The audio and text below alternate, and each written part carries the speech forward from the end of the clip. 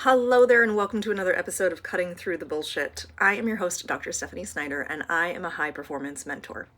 Through my unique blend of strategy, mindset, and intuition, I help men and women to cut through the BS in order to create the life and business they desire. So, per the previous episode, you are helping me avoid grading term papers right now, and I appreciate you so much for that because I really just, I graded a bunch of them earlier today when I was up at 5 a.m. and I just dropped the kids off at school and did not want to dive back into it. So this is what we're doing now today. And if you listen to the previous episode, I went down a little bit of a rabbit hole. It was really quite entertaining. Short episode, brief, but a little sneak peek into the inner workings of my brain if you really want to go there. Or thought process. Is it the brain? Different question. Anyways, so I did allude to the fact on the previous episode that we were going to dive into a conversation that my husband and I had golfing yesterday. And it was actually a really great conversation. I do love these kind of conversations. And we were talking about my oldest son, who is away at school on a golf scholarship.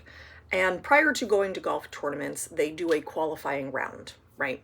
And you have to score, you have to be the top 5 on the team to travel that week for with the team, right? And we didn't know what his outcome was yesterday morning when we were out on the golf course, but we started to talk about mental toughness. And I do a lot of mindset work with my clients, and I also try to do a fair amount with my kids because it's so important to kind of have that mental toughness. To actually have mental toughness to create the life that you want, because no one's going to hand it to you.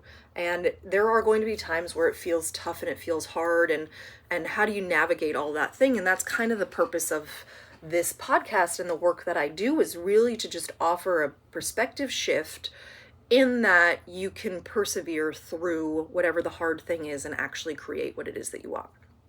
And so I had said to my husband, are we really soft on our kids? Like, is it that we're soft on our kids, or is it that's not until later in life where we kind of have that pivotal moment where our mental toughness actually shines through? And so we started to discuss this in greater detail, and I said, was there kind of a pivotal moment in your childhood where you were like, this is what I'm made of, here's the bottom line, kind of a thing? And he just kind of looked at me funny. And I said, well, I mean, like, was there a situation where you persevered through something, and because you did that thing, you now know that you could probably do anything? And we kind of ruminated about a couple of things, and I suggested that, when my parents got divorced when I was 6 years old, that was it was a very pivotal moment for me, because I then took it upon myself to try to be a perfect child to get my parents back together. In my little kid brain, it didn't matter what people told me. I was convinced that it was my fault that my parents got divorced. And so I thought that if I could just be the perfect child, then my parents would get back together. It wasn't until I was in college, I think sophomore year of college, that I actually asked honest questions as to why my parents separated. And it had absolutely nothing to do with me, but I had spent the formidable part of my childhood trying to prove that I was a good enough kid, right? And so that was quite defining in and of itself. But in terms of like adulthood and mental toughness, school was never really hard for me. Athletics, I was good at. I had a track scholarship in college, and so I wasn't bad at it. Certainly not the best on the team, but not the worst either. I was good. I wouldn't consider myself a great at it, right? I was good at things. And so as we were discussing this, I thought, okay, so what would be like a truly defining moment? And I think my mental toughness, yes, of course, being a military spouse helped in that, for sure. But really a pivotal moment was my dissertation process for my Ph.D. Because there was no one coming to save me, or rescue me through that. In fact, my dissertation chair was probably one of the harder professors, if not the hardest professor at the school at that time. And while there was grace, there was no lowering of a standard. Like I said, there was no one coming to rescue me through that. And that was pure guts and determination to actually finish that degree. Because there were multiple times, if you've been part of my world for any time at all, you know I've talked about this before. There were multiple times where I was like, that's it, I quit, game over. But it was persevering that actually made me who I am.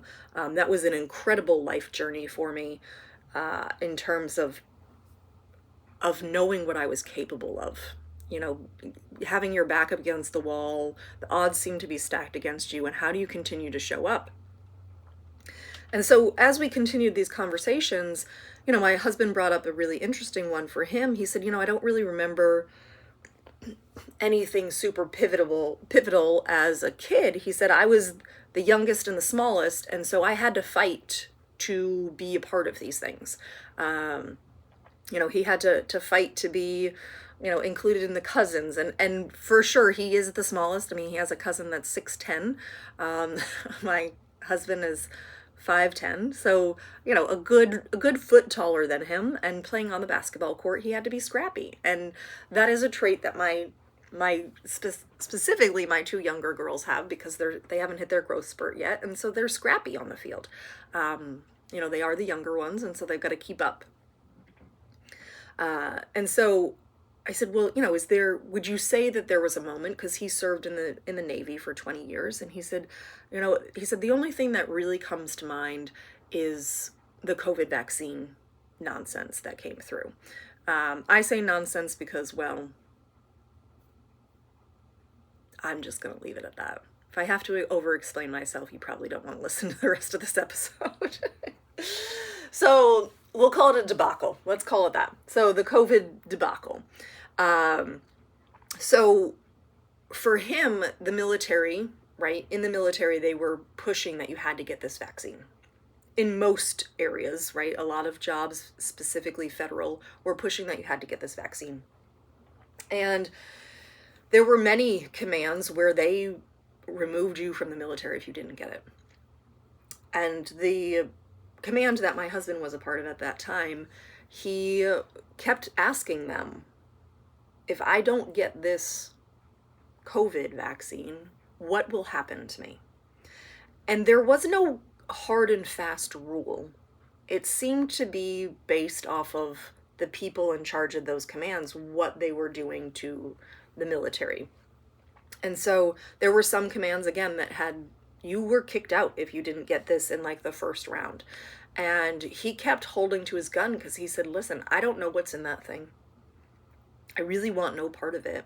But until you can tell me what's in it and what the consequences are, I'm not taking it. And there were a lot of threats, you know, that he was threatened with not traveling. And he was like, that's okay. I'd like to be home with my family anyways, so you can take that away. All right, cool. And it just kept kind of getting kicked down the road, and he saw a lot of people start to cave as the pressure increased of, you know, what would happen to you if you didn't get this thing, right? There were a lot of people that caved. There were people that stood with him in the beginning, and then slowly there were more and more people that would cave in each kind of round of progression in this. And they still could not say hard and fast, this is what will happen to you. And so he stuck to his guns, and I was so proud of him for sticking to his gun and being like, listen, until you can tell me exactly what's going to happen to me, I'm not doing that. And I can imagine kind of the backlash that came from work, because he was stressed. There was a lot of stress involved in that decision and sticking to his guns. And ultimately it was, you know, he was not removed from the military itself, but he was sent to a different command, which was kind of an asinine move, but you know, it is what it is. He retired at 20 and still here. And so we appreciate all of that, right? But it was just interesting to have this conversation in that, what kind of event gave you your mental toughness? And like, how did it form you? How did it show up later on in that kind of, I did this, now I know I can do that kind of mindset? Or have you not experienced one of those moments yet? And if you haven't, also okay, right? Like, everybody's path is different. There's no judgment here in regards to that at all. But it's just a matter of like, if you had one of those defining moments and you saw the power of it, how do you cultivate that for your children? And not cultivate it in a way that you're like forcing them into challenging situations to create trauma. That's not what I'm suggesting. But how do you help develop that mental toughness? And that was that's where this conversation ultimately led with my husband and I, is how do we cultivate that toughness with our kids to stand up for what we believe is right, right? Or as individuals, you know, how do we cultivate standing up for it when the odds seem to be stacked against us? Or how do we keep going even, again, when the odds seem to be stacked against us? How do we continue to persevere when it seems like we're all alone in something?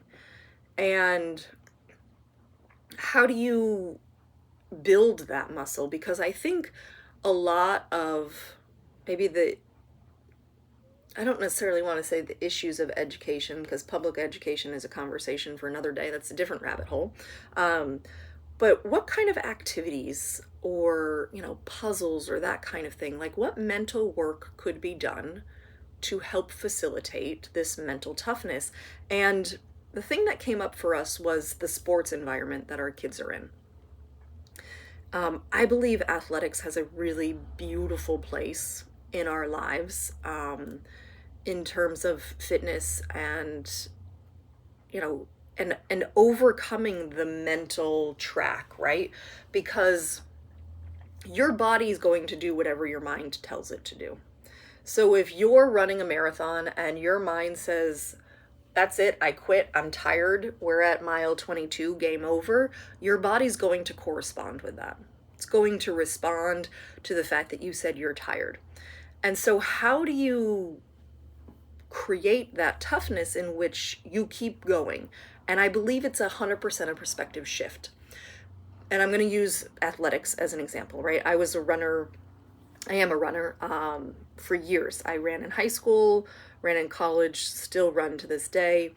And I believe that's a huge part of my ability to stay strong mentally, because I have those conversations with myself and I've pushed through physical limits in situations in which I thought there wasn't any gas left in the tank, essentially, right?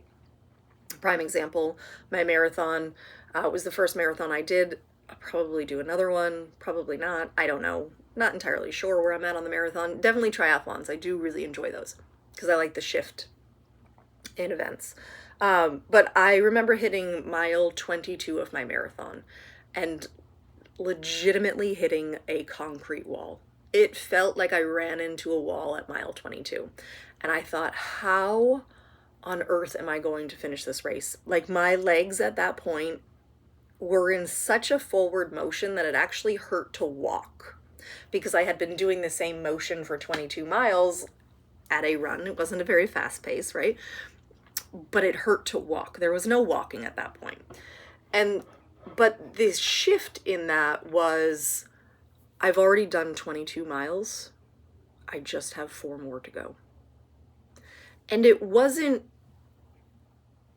it was a shift in what I was seeing.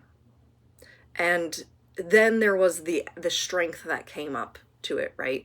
I remember being on that last mile and going, you've only got this mile left to go. You've got this. And my pace increased. And it was like, where do you pull that energy from to keep going? And I honestly, one, it's God-given, right?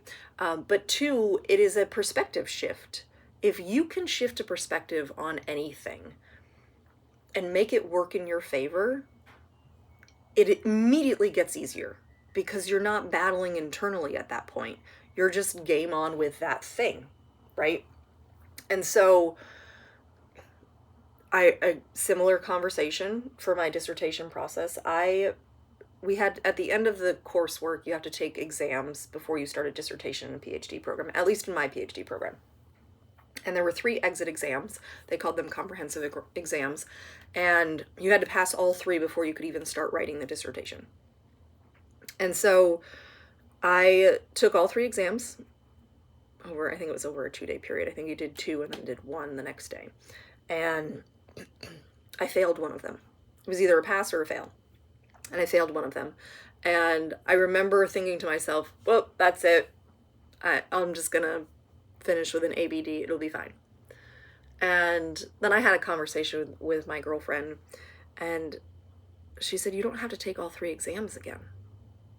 You just have 1. And chances are it's the same question that you had before. So you already know what the question is. You already know what to study, and it's just 1 at this point. Why are you going to let that stop you? And she was absolutely right. And so I studied for the question that I had gotten on the previous exam, and it turned out to be the same exact question, and I passed it the second time around, right? And it really just goes to show, this is actually a dream that I had last night too, now that it's coming up, that we don't learn when we succeed, we learn when we fail. Because when you succeed, you really don't look at what happened. You're like, great, that went awesome, cool, check, next thing. But it's when we fail that we actually have the opportunity to go, okay, what can we address here? What can really be looked at here? And it gives you the opportunity to, again, shift that perspective and say, okay, so knowing that that didn't work, how do I show up here? Because you learn more from a failure than you do from a success. 100%. 100% of the time. You're going to learn more through a failure than you do as success, simply because we celebrate the successes and we're like, cool, yes, that worked, let's go, next thing. Whereas the failure, we tend to sit and ruminate on it.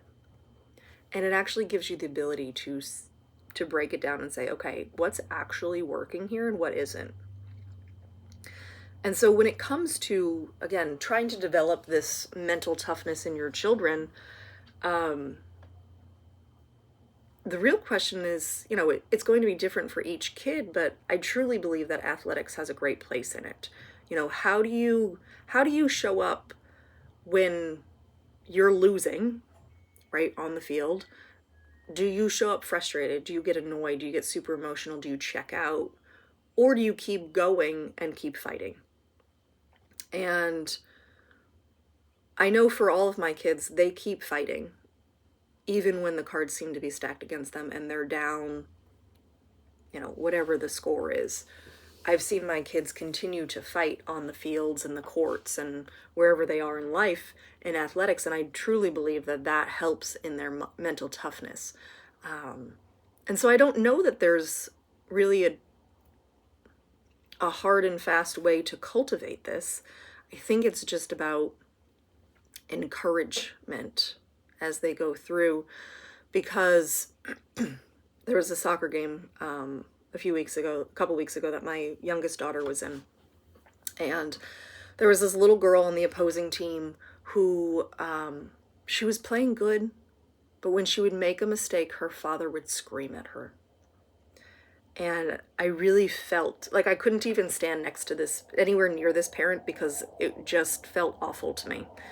And at the end of the game, my 8-year-old came up to me and she said, Mom, I feel really bad for number 10. And I said, what do you mean? And she said, her daddy yelled at her the whole time during that game.